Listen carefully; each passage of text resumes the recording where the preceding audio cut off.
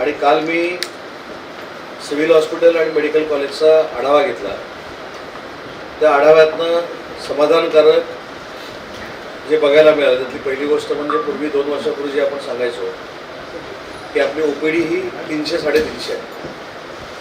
आता आपली OPD in and average 850पर्यंत गेलेली आहे. रविवारची फक्त ही ओपीडी 130, 140, 150पर्यंत असते. परंतु ज्यावेळी पाऊस सुरू झाला त्या पहिल्या 2 दिवसातली आपली ओपीडी 1100-1200 होती. त्याच्यामुळे सिव्हिल हॉस्पिटलवरचा विश्वास हा ग्रामीण भागातल्या जनतेचा प्रचंड पद्धतीनं वाढलेला आहे.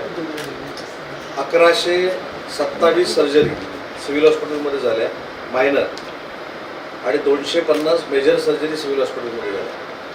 त्याच्यामुळे सिव्हिल हॉस्पिटलचं काल इन्फ्रास्ट्रक्चर पुन्हा गावी जाऊन बघितलं. त्यांना आवश्यक असलेल्या काही गोष्टी काल DPCमधनं मी मंजूर केलेल्या आहेत. हिमोफिलिया नावाचा जो एक आजार आहे त्याच्या इंजेक्शनला 50 लाख रुपये मी काल मंजूर केलेले आहेत. ऑर्थोपेडिक्ससाठी एक नवीन यंत्रणा लागते त्यासाठी 20 लाख रुपये काल मी मंजूर केले. आणि ऑक्सिजनचा एक ॲडव्हान्स प्रकार द्यायचा जो प्रायव्हेट हॉस्पिटलमध्ये असतो त्याच्या यंत्रणेसाठी देखील काल मी पैसे मंजूर केले.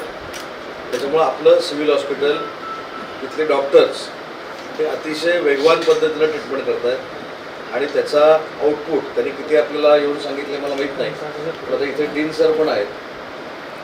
अतिशय चांगल्या पद्धतीनं आपलं सिव्हिल हॉस्पिटल सुरू आहे. तसंच आपली ग्रामीण रुग्णालयं जी आहेत ती देखील अतिशय चांगल्या पद्धतीनं सुरू आहे. तिथं देखील आपली ओपीडी वाढलेली आहे. लोक आरोग्याची सुविधा प्राप्त करण्यासाठी तिथे येत आहेत. त्यांना चांगल्या पद्धतीनं सन्मानपूर्वक वागणूक मिळते. पण काल अजून एक महत्त्वाचा निर्णय सिव्हिल हॉस्पिटलला मी पालकमंत्री म्हणून घेतला आहे की जिथं महिलांचे वॉर्ड आहे त्या महिलांच्या वॉर्डमधला पुरुषांचा जो वावर आहे हा महिला पेशंटच्या परवानगीशिवाय करू नये अशा पद्धतीची SOP तयार करण्याचा निर्णय मी काल बैठकीमध्ये घेतला आहे.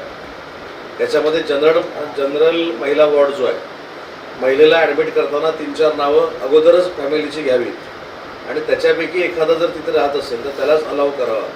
कारण मध्ये 15-20 दिवसामध्ये जे काही वातावरण तयार झालं होतं की महिलांच्या वॉर्डमध्ये काही लोक जातात तिथं महिलांना त्रास होतो आणि ICUमध्ये उद्या पालकमंत्री म्हणून मला जरी जायचं असेल तरी ICUचे सगळे प्रोटोकॉल जे आहेत मोठ्या हॉस्पिटलचे ते फॉलो करूनच गेलं पाहिजे अशा स्ट्रिक्ट इन्स्ट्रक्शन मी डीनना आणि CSना दिलेलं आहे. आणि हे पण मी त्यांना उदाहरण सांगितलं की हा वावर महिलांच्या वॉर्डमधला का थांबवला पाहिजे. तर महिलांवर जी ट्रीटमेंट सुरू असते त्यावेळी काही पथ्य पाळायचे असतात, काही नियम पाळायचे असतात. ते 100% अशा मोठ्या हॉस्पिटलमध्ये पाळले गेले पाहिजे. हे नियमावली बनवावी पालकमंत्री म्हणून मला दाखवावी आणि त्याची अंमलबजावणी सुरू करावी असं मी डीन आणि सिव्हिल सर्जनना सांगितलं.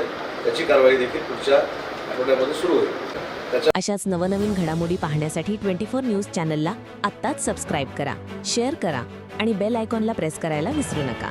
आणि हो, तुमची प्रतिक्रिया देखील कॉमेंट बॉक्समध्ये नोंदवा.